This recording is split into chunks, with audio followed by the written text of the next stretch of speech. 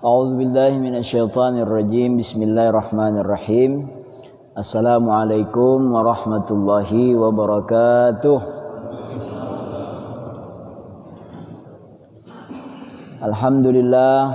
Alhamdulillahi rabbil alamin. Wassalatu wassalamu ala Rasulillah Muhammadin sallallahu alaihi wasallam wa ala alihi wa ashabihi ajma'in, amma ba'd.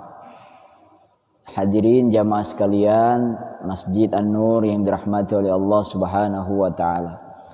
Alhamdulillah, kita bersyukur kepada Allah sebesar-besarnya, sebanyak-banyaknya atas nikmat karunia, rahmat, kasih sayang.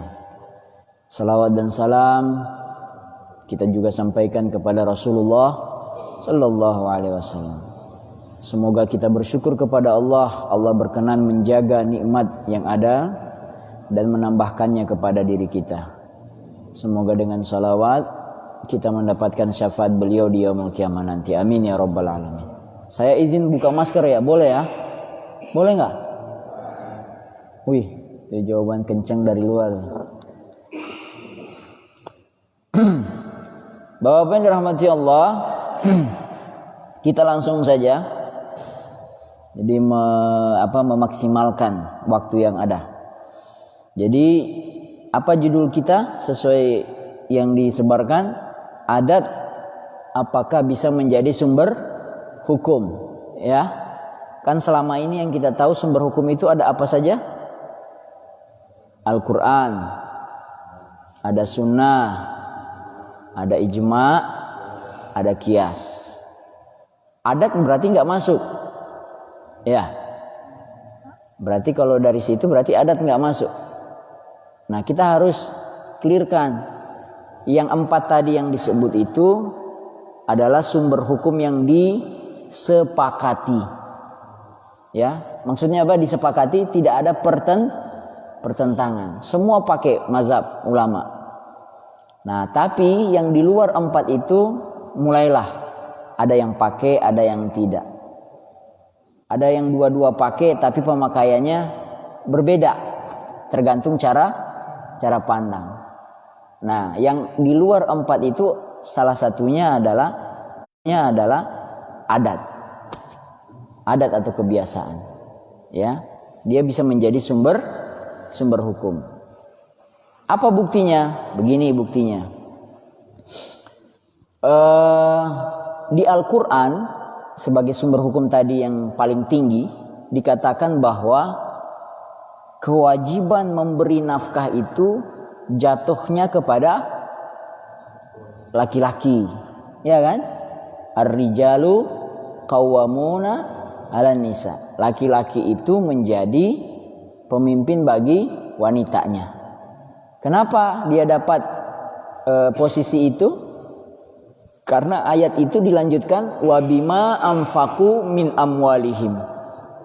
Karena mereka anfaku, mengeluarkan dari harta mereka kepada istri dan anak-anaknya. Maka dia dapat posisi ar-rijalu qawwamuna 'alan nisa. Tetapi tidak berarti bahwa ketika seorang wanita yang berubah menjadi pencari rezeki, tiba-tiba ayat ikut berubah. Kan gak mungkin ya, ayat gak berubah. Nah, kewajiban memberi nafkah laki-laki tadi dalam kondisi yang sangat ideal. Dia sehat, ya. Kalau malas itu nggak ideal, ya. Ya, dia sehat, dia pinter, dia punya ilmu, ya harus keluar. Tapi kalau di luar kondisi ideal, dia sakit, ini dan itu, lalu muncullah pasangan istrinya yang menjadi tulang punggung, maka itu dibolehkan. Tetapi apakah kawamunnya berpindah kepada yang istri? Enggak juga. Tetap kawamun itu sama laki. Bagaimana Ustaz caranya? Yaitu kalau dapat istri yang soleha, yang menganggap dan memposisikan dirinya bukan sebagai kawamun dalam rumah tangga. Begitu ya? Nah, itu perintah dari Al-Quran. Pertanyaannya, berapa besar yang harus diberikan kepada istri setiap bulan? Ada enggak? Dalam Al-Quran, dalam sunnah, dalam ijma sekalipun, dalam qiyas, ada enggak? Enggak ada, enggak bakalan ketemu. Ini sama seperti Ade Armando yang nyari ayat bunyinya sholat 5 waktu tertulis dalam Al-Quran, yang enggak bakalan ada, iya kan? Tertulis kalimat seperti itu ya, tertulis kata maghrib, kata isya, kata subuh, kata zuhur, nggak ada. Yang ada kata-kata kiasan dalam Al-Quran. Dalam Al-Quran itu ada 5 waktu, tetapi bukan pakai kata maghrib, bukan pakai kata asar, bukan pakai kata zuhur. Saya lupa ayatnya, tapi ada video kan beredar ya, penjelasan lengkap. Yang kurang ngaji aja atau kurang dalam, ya kan gitu ya? Atau wallahu alam niatnya untuk apa? Nah ini pertanyaannya kurang lebih sama. Nggak ada nominal khusus. Nah yang menentukan itu siapa? Akhirnya kepada apa? Cara menentukan bahwa saya harus ngasih ke istri saya yang satu begini, istri saya yang 2 begini. Wah itu lain lagi urusannya ya. Boleh nggak beda? Hah? Kan harus adil. Kan harus adil. Di sini 1 juta, di sini 1 juta. Oh ternyata di sini 2 juta. Kok bisa? Ternyata anaknya lebih banyak. Nah, gitu. Bisa beda. Adil itu tidak 1 tambah 1 sama dengan 2. Enggak begitu kata adil itu. Nah, Bapak dirahmati Allah. Jadi akhirnya solusinya adalah kembalikan kepada adat kebiasaan. Ya. Di daerah mana yang tinggi pembiayaan hidup? Biaya hidup yang tinggi daerah mana di Indonesia ini? Papua. Ya. Papua kemarin itu langka bahan bakar. Sudah sampai 50.000 satu botol. Saya WA teman di sana. Iya Pak Ustadz katanya. Nah, jadi beda-beda. Jadi jangan pernah nikah di Papua mahal. Kecuali nikahnya sama orang Papua asli, tinggal kasih makan apa itu? Sagu ya. Makanan ubi apa semua itu selesai. Sama dengan kalau coba-coba menikahi orang Mesir. Ya. Sudah ada yang nikah sama orang Mesir? Belum ya? Kalau orang Mesir itu makanannya apa? Ayam. Hari-hari mereka ayam. Ayam bukan ikan. Ayam. Dan ayamnya satu ayam itu 1 orang. Pernah lihat perempuan makan 1 ayam sendirian? Hah? Belum pernah kan? Nah, cari di YouTube, ada itu mungkin. Tapi mereka saya perhatikan memang begitu adatnya, kuat. Kalau kita ayam dibagi berapa? 12. Kalau mau lebih banyak lagi bikin jadi sop, jadi soto, suir-suir. 1 masjid juga bisa dapat. Ya Pak. Nah, kalau berani nikah sama orang Mesir harus punya kandang ayam. Tapi ada isinya, jangan cuma kandangnya. Harus kasih makan. Kecuali dia ridho.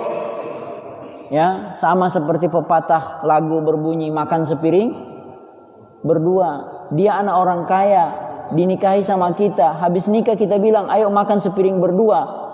Kira-kira bisa? Hah? Dia selama ini nggak makan sepiring berdua, dia makannya banyak gitu loh. Ya, tiba-tiba kita ajak atas nama cinta sepiring berdua, bisa nggak? Ya bisa saja kalau dia mau, kalau dia istrinya mau. Tapi kapan? Kira-kira bertahan sampai kapan itu? Wallahu alam dah, ya kan? Ya Pak Bro. Ya. Pembiayaan harus ada. Ya. Kecuali makna dimaknai sepiring berdua itu rasa cinta. Jadi sepiring berdua, tapi yang di luar sana ada banyak piring. Jadi tinggal ngambil taruh lagi di piring. Itu lain lagi ceritanya. Tapi kalau sepiring berdua dimaknai sebagai apa? Sebagai kemelaratan, itu nggak bisa. Ya. Nggak bisa. Wallahu a'lam bishawab. Ya. Tetapi memang persoalan itu kadang-kadang terjadi. Ya mudah-mudahan kita semua diberikan rezeki yang halalan thayyiban dan banyak. Ya, seperti itu. Ini kalau mau dibuka babnya itu lagi bab cari indikator pemilihan pasangan itu bisa lama nih. Bisa lama nih ceritanya ini.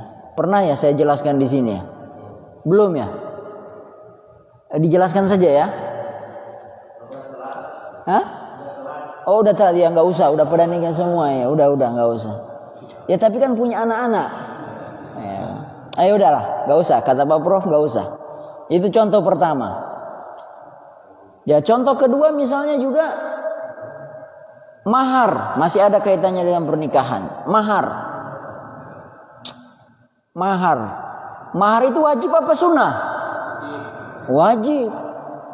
Setiap orang yang mau menikah harus ada mahar. Sekarang pertanyaannya, mahar itu nominalnya berapa? Ada nggak batasannya? Atau ada nggak ukuran standar agama? Nggak ada, ya kan? Sekian ratus ribu, sekian juta, nggak ada. Nah yang menentukan itu adat. Umar bin Khattab radhiyallahu anhu waktu beliau jadi pemimpin di Madinah, khalifah, naik di atas mimbar dan mengatakan, saya ingin menentukan mahar di sini hari ini, sekian. Karena memang waktu itu ada fenomena sosialnya, banyak pemuda Madinah belum menikah gara-gara apa? Mahar mahal. Umar naik, ambil posisi, langsung bilang sama warga. Ketika diomongin kayak begitu, di belakang sana ada wanita berdiri. Wahai Umar, apakah keputusan ini datang dari Allah atau didukung oleh wahyu atau sunnah, atau hanya keputusanmu saja? Kata Umar, ini keputusan saya, tidak ada urusannya dengan Quran atau sunnah. Maka kata wanita itu salah wahai Umar. Karena dalam Al-Quran dikatakan itu hak bagi setiap orang tua untuk meminta kepada calon suami anaknya berapapun yang mereka mau. Iya ya, ada ya kata Umar. Ada wahai Umar. Ya udah kalau begitu saya tarik kembali. Saya tarik kembali keputusan saya tadi. Memang yang tidak boleh dibatasi, nggak bisa. Kalau nikah dengan orang misalnya di daerah kita ini di Indonesia ini ada namanya Sulawesi Selatan. Kalau dia sudah bergelar hajah, itu mahal tuh. Mahal. Jadi kalau pergi haji, perhatikan kloter dari Sulawesi Selatan itu muda-muda kebanyakannya. Wallahu alam nih motivasinya. Bisa saja saya salah, mohon maaf. Ya. Tapi kalau dia sudah pulang dari Mekah Al-Mukarramah, ya, tadi malam saya habis mimpi Pak Prof, dari Mekah saya tadi malam. Amin ya Rob. Tapi di Mekah, amin. Enak juga mimpi ya. Baru mimpi aja udah enak. Yang mimpi surga aja belum ini. Ya kan? Pengen tahu rasanya mimpi doang gitu ya. Mimpi doang baru sudah enak, apalagi aslinya ya. Bapak yang dirahmati Allah Subhanahu wa taala. Itu Sulawesi Selatan sudah. Aceh pindah ke ujung sana barat. Aceh ada satu nampan ya, emas gitu. Nggak bisa main-main. Ya. Mana lagi daerah yang paling murah yang mana? Padang. Itu mah dibeli pula. Nah, itu dibeli. Nggak boleh itu. Ya, mahar itu dari laki-laki. Ya, payakumbuh ya apa mana? Oke. Jadi Bapak yang dirahmati Allah Subhanahu wa taala, adat memainkan peran sampai kepada hal-hal yang seperti itu. Contoh lagi misalnya. Nah, ini contoh lagi. Enak kalau bicara contoh ya Ustaz ya. Kita kasih contoh-contoh gitu. Baru nanti teorinya. Contoh dulu, baru teorinya diputar. Jangan teori dulu baru contoh gitu. Contoh dulu. Ya ditamsil dulu baru kasih ilmunya. Oh udah paham ya gitu. Gini, kita pernah dengar istilah satu sok, ya kan? Satu mud, gitu. Pernah dengar kan itu satu sok satu mud? Nah, itu ukuran dulu. Saya ngebayangin alat ukur satu sok itu apa ya? Kan dalam hadisnya itu genggaman laki-laki dewasa. Kalau saya nggak salah hadisnya, saya payah di menghafal hadis itu, payah saya ini, ya kan? Gitu. Nah, tapi masa setiap kali mau mengukur panggil orang? Bagaimana kalau laki-laki dewasanya laki-laki yang ukuran tangannya kecil, kan gitu ya? Nah, artinya berarti saya bervisualisasi, belum saya buktikan. Ada alat ukur yang sudah disiapkan, yang isi alat ukur itu sesuai dengan genggaman ini. Jadi misalkan kayak gelas kayu dilobangin, taruh, oh masih terbuang, dilobangin lagi sampai betul-betul tumpahan tangan itu dimasukin ke gelas rata. Baru berarti gelas ukuran itu sudah satu sok atau satu mud, kira-kira begitu ya. Bisa ditangkap nggak ini? Nah, sekarang sudah ada itu. Ada ukuran gelas satu sok, ada ukuran gelas satu sok. Gini dia. Nah, ini dia. Nah. Kalau satu sok ditukar dengan satu sok, boleh nggak? Boleh apa tidak? Boleh kan? Karena sama kualitasnya dan ukurannya. Oke? Sama. Tapi yang nggak boleh itu kalau menukar dua sok sama satu sok, 2:1, boleh nggak? Nggak boleh. Bilal bin Rabah pernah mau menukar dua korma, dua sok, katakanlah begitu. Kormanya kualitas jelek, mau ditukar dengan kualitas satu sok yang bagus, gitu. Ketahuan, ketemu Rasul bilang, mau ngapain? Ya saya mau nukar yang dua jelek sama satu. Kalau dilogikan masuk akal ya? Dua jelek, satu bagus, masuk akal. Tapi Rasul bilang begini, jangan Bilal, jual dulu yang dua sok ini, jual. Nanti dapat nilainya, baru beli, dapat uangnya, baru beli yang satu sok. Karena kalau begini, ini nanti dianggap riba, begitu. Nah, Bapak yang dirahmati Allah. Sekarang mari kita masuk. Di zaman hari ini kita, cara ngukur berat itu sudah pakai apa? Pakai teknologi yang paling apa timbangan kita? Digital kan? Artinya presisinya hampir mendekati tepat. 0,00 itu bisa diukur sama alat itu. Semakin canggih ya semakin persis. Nah, suhu tubuh aja bisa diukur ya Pak. Suhu tubuh loh, itu canggih. Sekarang apalagi cuma urusan berat, pasti teknologinya sekarang sudah menjawab. Nah, sekarang kalau pakai teknologi digital, kira-kira kalau satu sok tadi yang zaman dulu itu dipakai digital, ditaruh ke timbangan digital, kira-kira ada perubahan nggak? Ada sama persis nggak dia? Kemungkinan beda pasti tinggi ya, karena cuma pakai tangan, ya enggak? Jadi di sini ada misalnya 1 kilo, di sini ada 9,99999. Tidak nyampe 1 kilo ini. Kalau itu ditukarkan, riba tidak. Hanya beda sekian. Riba enggak? Pasti riba. Nah, itu yang saya bilang, teknologi merubah hukum. Kalau dia pakai teknologi zaman dulu, kira-kira nggak ketemu itu 0,00-nya itu, nggak bakalan ketemu, udah sah, ya kan? Tapi kalau sudah pakai teknologi digital, teknologi yang terus berkembang, akan ketahuan bahwa itu ternyata riba.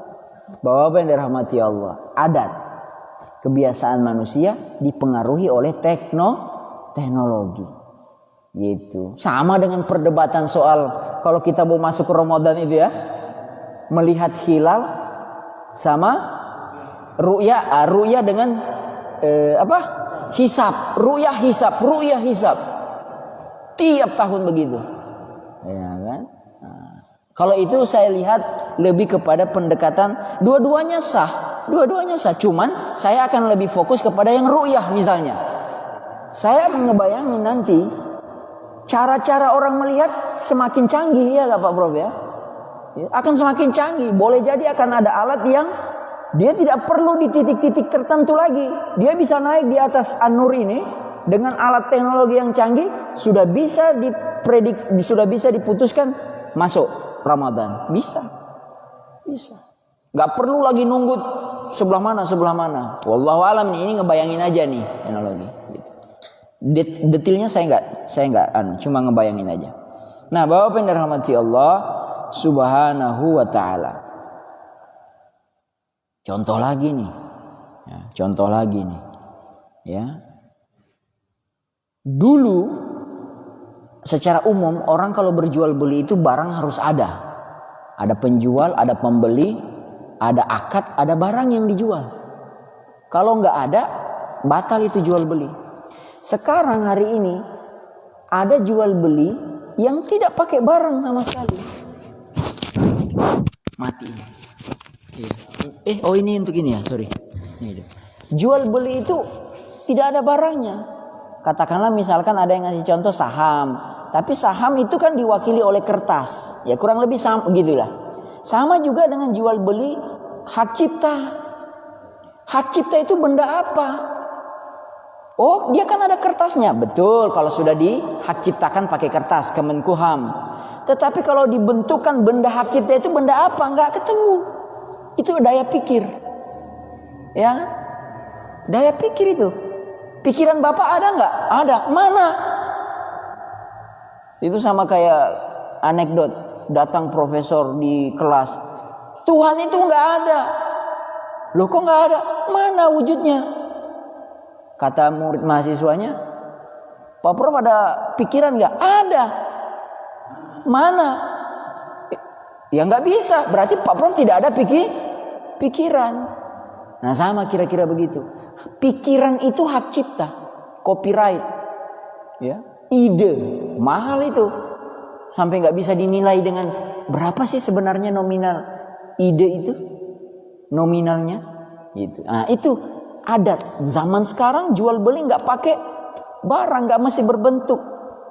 Ya. Bapak yang dirahmati oleh Allah Subhanahu wa ta'ala. Nah, baru kita masuk teorinya. Contoh-contoh selesai, baru kita masuk teorinya. Apa bunyi teorinya? Al-adah muhakkamah. Adat itu menjadi sumber hukum. Al-adah muhakkamah. Begitu bunyi bahasa Arabnya. Nah, Bapak yang saya hormati, ini tetap harus waspada, hati-hati. Karena kalau hanya dibilang adat, nanti setiap orang bisa mengeluarkan hukum berdasarkan adat.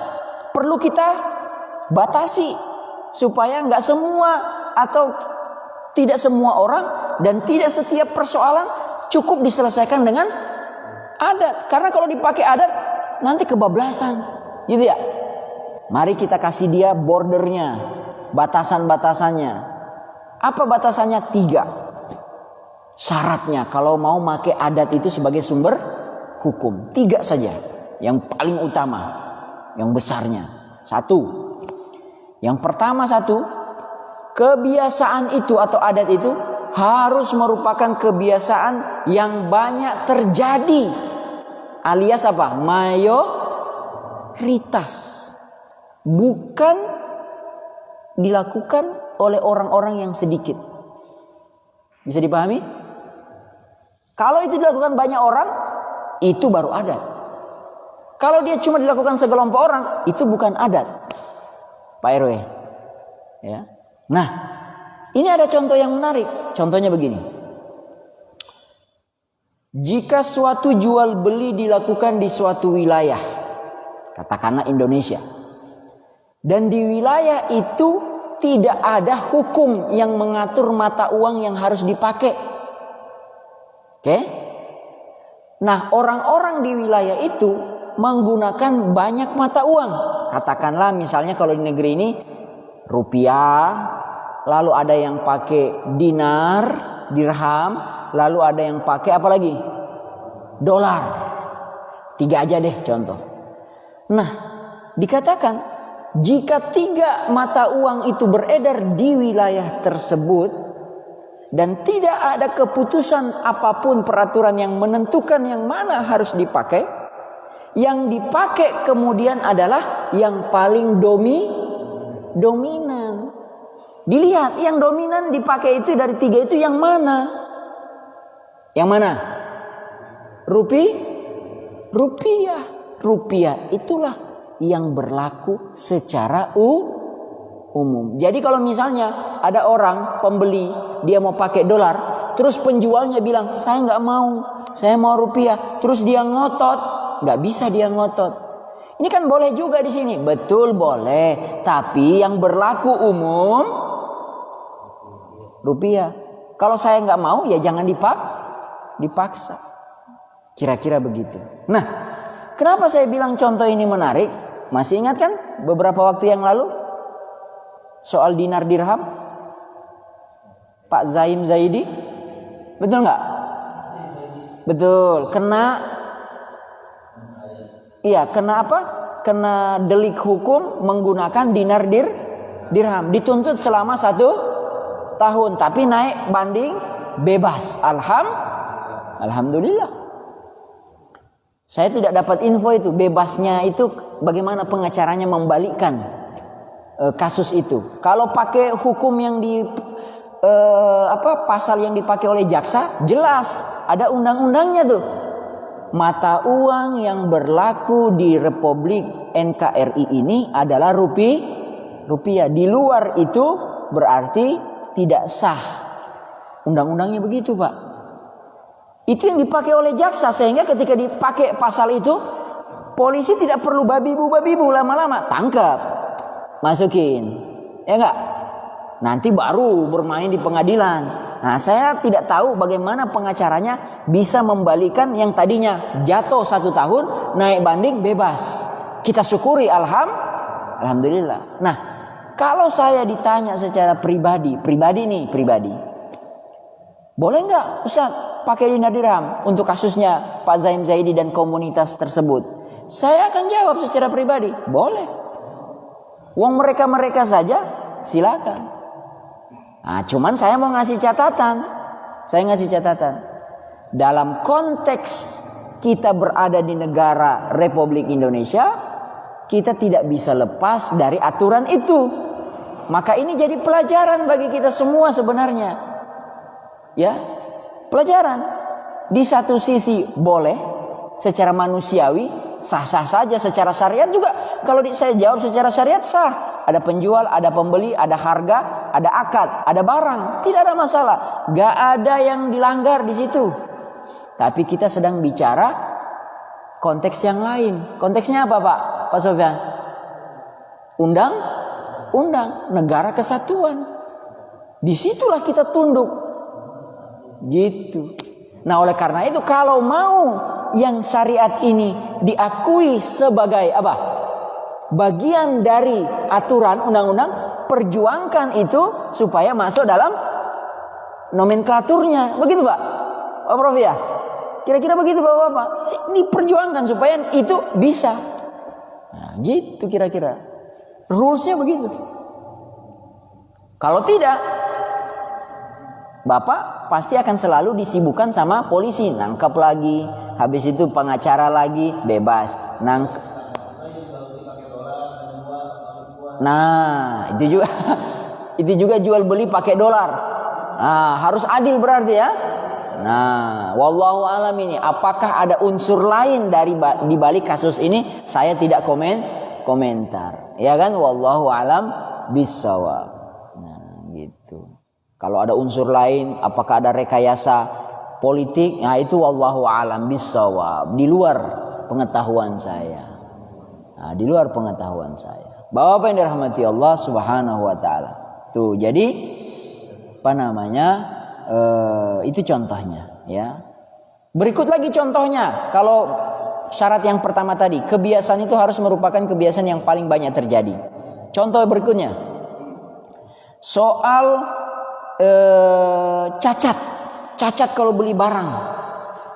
Nih, kalau kita sering beli barang ya, tiba-tiba dari toko, tadinya sih bagus-bagus aja Pak, nggak ketahuan.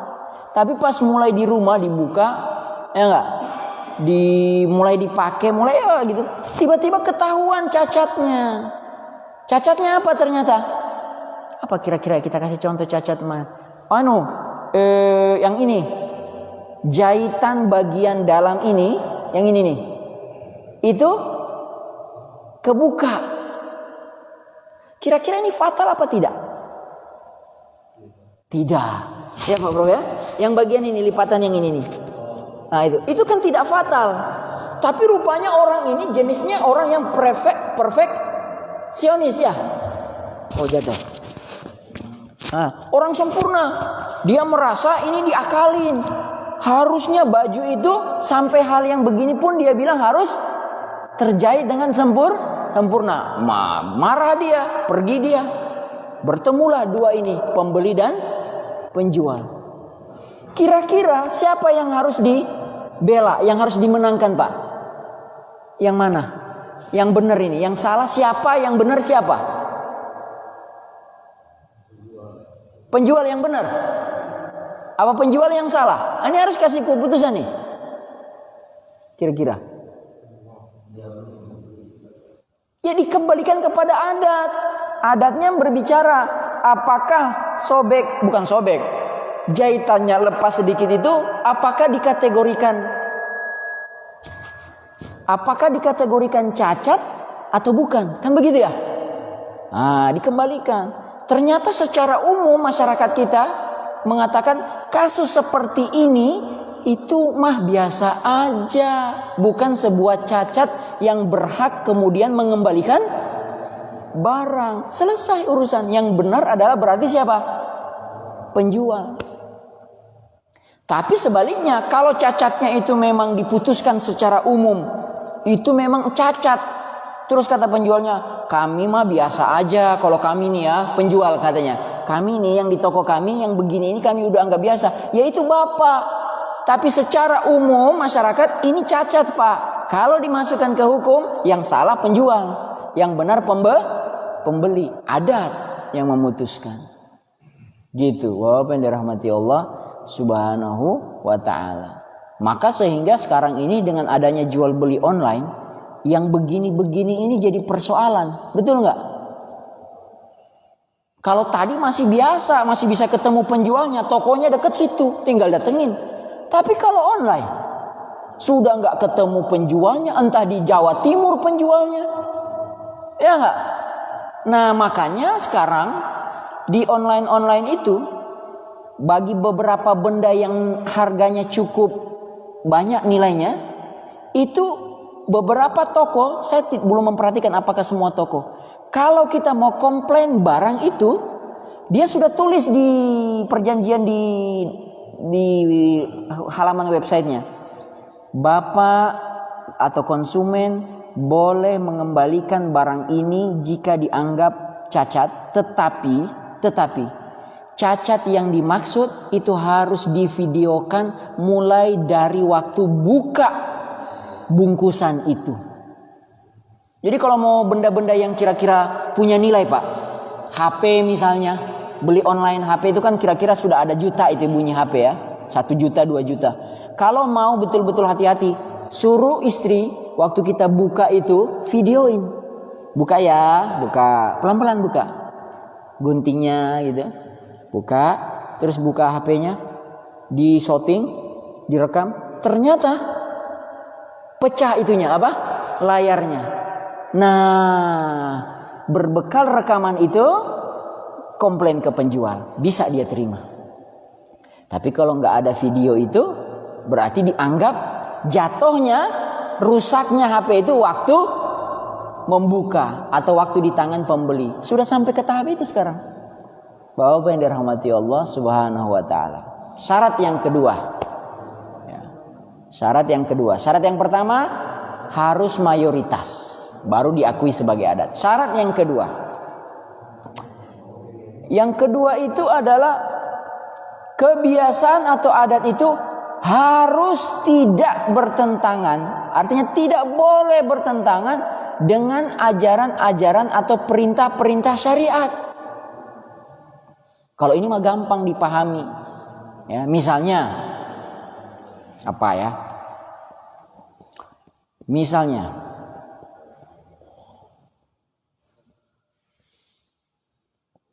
hadiah atas hutang. Hadiah atas hutang. Jadi ada kebiasaan kalau yang meminjamkan uang itu kebiasaan mereka sudah disebut, bahkan disebut. Jadi kebiasaan dan disebut di akad. Ini saya pinjamkan uang 10 juta. Kembalikan tahun depan 10 juta. Berdasarkan kebiasaan kita, Pak, di masyarakat kita hari ini, katanya orang yang meminjam ini, Bapak nanti kembalikan ke saya 10 juta, tapi harus ngasih hadiah. Hadiahnya terserah Bapak. Tapi nih apa kebiasaannya nih, hadiahnya itu berdasarkan nominal pinjaman. Kalau cuma 100 ribu ya hadiahnya sedikit, biasa aja, hadiah kecil-kecil. Tapi kalau ini yang 10 juta ya hadiahnya Bapak sesuaikan. Tersebut adat kami nih, katanya begitu, adat kami. Boleh nggak begitu?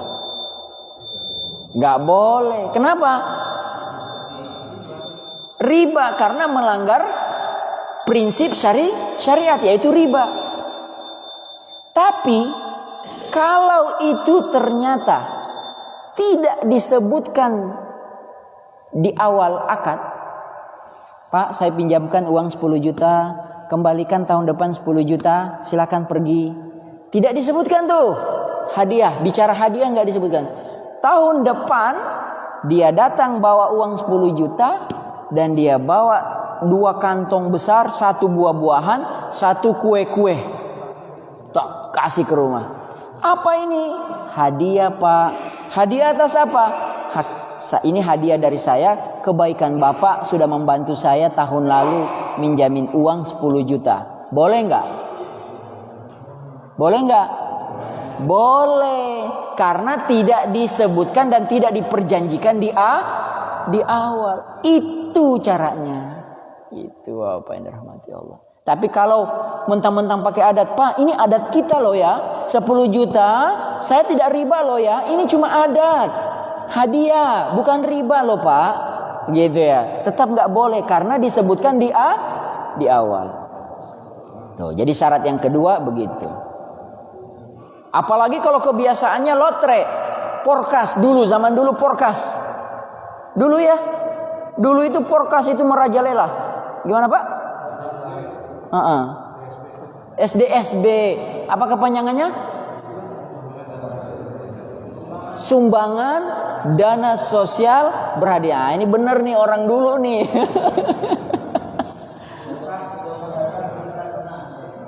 Aduh. Saya dulu waktu zaman-zaman itu masih kecil saya. Masih SD saya. Porkas itu, istilah porkas itu udah lama nggak dengar kan? Itu luar biasa. Di Malaysia SDSB atau kayak porkas itu masih Pak, masih. Tapi hanya dilakukan oleh yang bermata sipit. Mereka ada sampai hari ini. Kalau datang ke Malaysia di Kajang tempat saya tinggal itu, waktu awal-awal datang di hentian Kajang itu tokonya tuh. Kita ke situ beli kupon di situ. Mimpi apa tadi malam beli kupon. Nanti sore-sore ada penarikan. Nah, banyak tempatnya. Saya lihat sana. Oh, tapi Cina saja. Sama dengan Genting Island. Malaysia itu ada Genting Island. Ada tempat perjudian. Hah? Ya, itu boleh nggak masuk? Boleh, cuma masuk doang, habis itu keluar lagi, ya kan? Jadi kalau ini pintunya masuk aja, habis itu keluar. Nanti pulang ke Indonesia, pernah masuk nggak? Pernah, kan masuk, tapi nggak main, kira-kira. Wa rahmati Allah Subhanahu Wa Taala. Di sana itu boleh, tapi yang boleh masuk hanya orang, bukan hanya orang, yang tidak boleh masuk orang Melayu. Orang Indonesia diizinkan. Boleh. Asal Anda Melayu, nggak boleh. Ya, nggak boleh. Karena Melayu identik dengan Islam. Begitu orang Malaysia mengatakan. Melayu, Islam. Sama kayak orang Minangkabau. Minangkabau itu Islam. Kalau ada orang Minangkabau bukan Islam, dia hilang Minangnya, tinggal kabaunya. Ya kan? Nah, tuh. Ya, hilang sudah, bukan orang Minang itu, tinggal kebaunya aja boleh ambil. Ya, gitu. Wa yang dirahmati Allah Subhanahu wa taala. Yang ketiga, syarat yang ketiga Pak Haji ya. Ya. Itu ada Pak Haji di belakang. Syarat yang ketiga itu adalah kebiasaan. Ini penting ini yang ketiga ini, menarik ini. Kebiasaan itu harus tidak bertentangan dengan kesepakatan. Coba ditaruh paling belakang ini, 3 syarat. Paling belakang ini penting nih. Pertama tadi syarat pertama apa? Mayoritas. Sudah adat, mayoritas. Syarat kedua, sudah sesuai dengan syariat. Sudah. Jangan lupa kalau melanggar kesepakatan batal semuanya. Batal. Mau dia adat. Ya. Asal kesepakatan itu bukan kesepakatan yang dilarang oleh agama. Ya, mau ada hukumnya apapun, selama misalnya begini contohnya,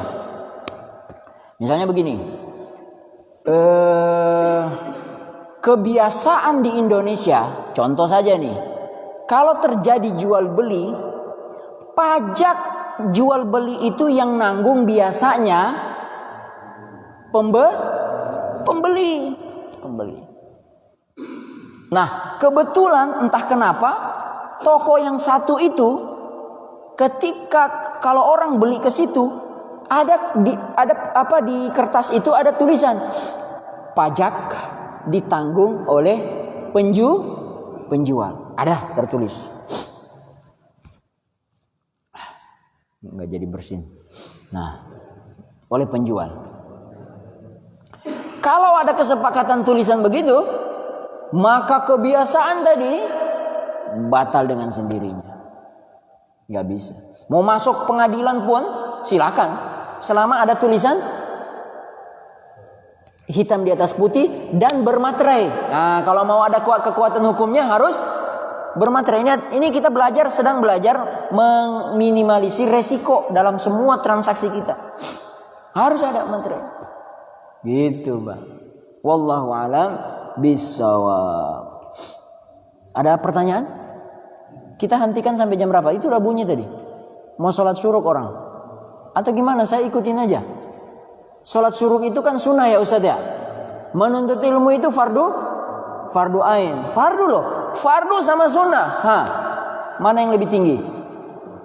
Nah, tapi jangan begitu juga. Kira-kira begitu saya diajarin waktu di Al-Azhar. Kita lagi di ruangan kelas. Banyak mahasiswa dari seluruh negara. Dosennya di sana. Tiba-tiba bunyi azan Pak siapa? Pak Pro. Allahu Akbar. Masjid Al-Azhar dan Masjid Husain berdampingan tuh, cuma seberang jalan. Sebelah sana Masjid Husain, ada kepalanya Husain, Sayyidina Husain dikubur di situ. Sama ini Masjid Al-Azhar. Masjid besar ini, azannya kencang. Kedengaran kita di kelas. Berdiri ada beberapa orang. Dosennya bilang, "Yabni, anak, mau kemana ente?" "Ustazin ya Prof, Ustaz, mau sholat." Nah, keluar tadi. Sholat tepat waktu apa hukumnya?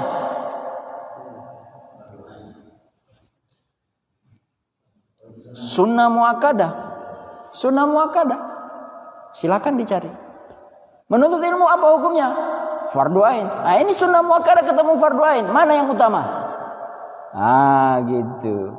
Tapi sebenarnya itu juga tidak bisa menjadi pembenaran untuk dengan sengaja menunda-nunda waktu sholat. Bisa saja lembaga pendidikan itu menyesuaikan jadwal itu kalau bisa, betul nggak? Iya, kalau memang masih bisa beberapa mata kuliah di waktu-waktu tertentu diatur supaya kemudian tidak bertemu dengan jam waktu sholat. Coba dibikin. Ya tapi kalaupun tidak, jangan juga dibuat kayak nanggung. Gimana itu kayak nanggung? Belum azan 5 menit mau masuk waktu, itu sudah harus masuk kelas. Nah, kira-kira kasih contoh ya. 5 menit mau azan, dia sudah masuk, wajib. Dosennya bilang wajib masuk. Telat 5 menit Anda, saya anggap tidak saya catat hadir. Oke, akhirnya anak-anak mahasiswa masuk tuh. Berapa? Semua masuk yang muslim. Kelas itu berakhir 5 menit setelah waktu yang sebenarnya. Jadi kalau berhenti jam 15 waktu asar, waktu zuhur, ya, katakan contoh ya, jam 3. Kelas keluar jam 3 lewat 5 atau jam 3 lewat 10. Nanggung banget ya Pak Prof ya. Itu yang kita, atau katakanlah nggak ekstrim begitu. Dia hentikan kelas itu di jam pukul 14 lewat 50 menit baru boleh keluar dari kelas. 14 lewat 50 menit, tersisa 10 menit. 10 menit kalau musolanya atau masjidnya jauh, belum dia jalan, belum keluar dari kelas, belum wudhu, habis waktu sholat. Itu yang kita tidak izinkan atau kita tidak suka gitu. Jadi hukum Islam itu luar biasa ya. Dia sudah mendudukkan posisinya fardu ain, sunnah muakkadah. Tapi bukan berarti itu diminta supaya setiap orang dengan seenaknya tidak mau melakukan sunnah muakkadah, atau lebih nauzubillah min zalik, disengaja membuat jadwal sehingga orang tidak bisa sholat. Kan semua cara bisa ditempuh. Dosennya misalnya begini. Kalau jadwal itu sudah memang begitu dari atas, saya nggak bisa ngapa-ngapain Pak Ustadz. Memang jadwal itu saya terima dari sana. Bisa. Namanya juga dosen. Bisa aja dia buat. Oke. Memang masuk sebelum 5 menit sebelum waktu sholat. Mata kuliah saya kasih dispensasi telat kira-kira 15 menit. Silahkan sholat semuanya. Karena ukuran 15 menit semua orang saya anggap sudah bisa selesai sholat. Baik Pak, silakan cepat kalian sholat. Sholatlah mereka. 15 menit Anda tidak, baru saya tidak hadir tepat waktu, saya absen. Saya bikin begitu. Mahasiswa ngos-ngosan naik tangga. Tapi artinya kita ingin mengajarkan kepada mereka ketepatan waktu, sekaligus mereka melakukan ibadah. Begitu Pak. Nah, wallahu a'lam bishawab. Silakan. Atau kita tutup? Oh Pak RW, monggo. Waalaikumsalam warahmatullahi wabarakatuh. Ya. Mungkin Bapak yang hadir di sini juga pernah alami. Kita belanja di Alfamart atau di Indomaret. Ya. Pelayannya selalu kalau ada pengembalian yang tanggung pakai permen. Iya, boleh disumbangkan kan Pak? Oh ya. Satu. Nah kemudian saya pernah tanya, nah ini sumbangan itu kemana? Ya. Mereka tidak bisa menjelaskan itu. Iya. Dengar info bahwa dana yang dikutip oleh mereka itu untuk disumbangkan ke Ya. Ya. Nah, kita sebagai orang Islam kalau meridhoi itu apakah menjadi celaka untuk kita? Oke. Baik. Terima kasih Pak RW. Bagus sekali pertanyaannya. Iya, kalau saya menganggap kita harus tanya detail, ya, kemana uang sumbangan itu. Ya kalau ternyata dia nggak bisa jawab, berarti dia nggak serius dong Pak. Kan begitu ya? Kan dia minta sumbangan, tapi ditanya mau kemana? Ya, saya juga nggak tahu Pak. Lah Anda ini minta sumbangan. Jangan salah. Sumbangan bahkan sekelas misalkan saya bagaimana mau nyebut apa enggak ya? Zakat atau krecek apa itu kotak-kotak gitu. Kan pernah kasus ya? Dianggap mendanai teroris. Itu yang di blow up, padahal itu barangkali cuma kasus itu, tidak semua kotak-kotak itu ya Pak Ustadz ya. Di Indonesia ini yang ke situ, itu mungkin kecolongan memang, ya Pak Ustadz ya. Tapi itu di blow up seolah-olah akhirnya apa? Seolah-olah akhirnya semua dana-dana sosial Islam itu akan ke arah teroris, gitu ya? Salah, nggak bisa begitu, nggak bisa dihukumkan begitu. Karena dana-dana sosial yang lain ada penjelasannya, ada auditornya, ada ditanya semua lengkap. Kebetulan kasus itu kena. Nah, kasus yang ditanyakan oleh Pak RW itu terjadi di tengah-tengah masyarakat. Pak, sisanya sumbangkan, sumbang kemana? Wah, saya juga nggak tahu. Bayangkan, sebuah lembaga yang cabangnya banyak di Indonesia meminta sumbangan kepada rakyat Indonesia yang kalau dikumpulkan itu nominalnya apa? Besar sekali dan tidak diketahui kemana uang itu. Coba. Iya, harusnya publish dong kalau memang itu. Nah, jadi kalau dia nggak bisa jawab, mohon maaf kalau Anda nggak bisa jawab, saya ambil. Itu satu. Yang kedua, kalau dia jawab misalnya tadi untuk yang bukan orang Islam punya, ya jangan. Oh, mohon maaf, saya nggak bisa. Kembalikan. Pak, kami nggak punya uang kecil. Permen, boleh nggak? Nah, ini kita tambah kasus ini, Pak. Boleh nggak permen? Kalau kita ridho, boleh. Tapi kalau kita nggak ridho, nggak boleh. Tetap harus 200 rupiah. Anda serius nggak bisnis? Kami serius. Kalau Anda serius bisnis, sediakan uang kecil dong. Gitu, sediakan uang kecil. Tapi ini kan jumlahnya 265 rupiah, Pak. Bagaimana ada uang 65 rupiah? Kalian ini, itu kan bisa kalau kalian buat harganya tidak kalian buat kayak gitu dari awal, kan gitu. Semua bisa. Kalau memang niatnya betul-betul serius. Wallahu alam bisawab. Sudah saya jawab. Nah, gimana, Pak? Ada lagi? Cukup? Cukup ya? Baik. Bapak-bapak yang dirahmati oleh Allah Subhanahu wa taala, karena waktu yang sudah ini kita juga ingin sholat syuruk. Mudah-mudahan sholat syuruk kita diterima.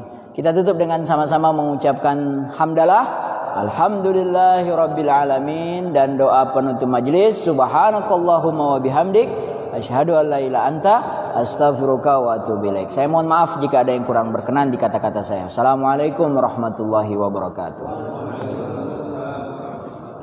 Alhamdulillah.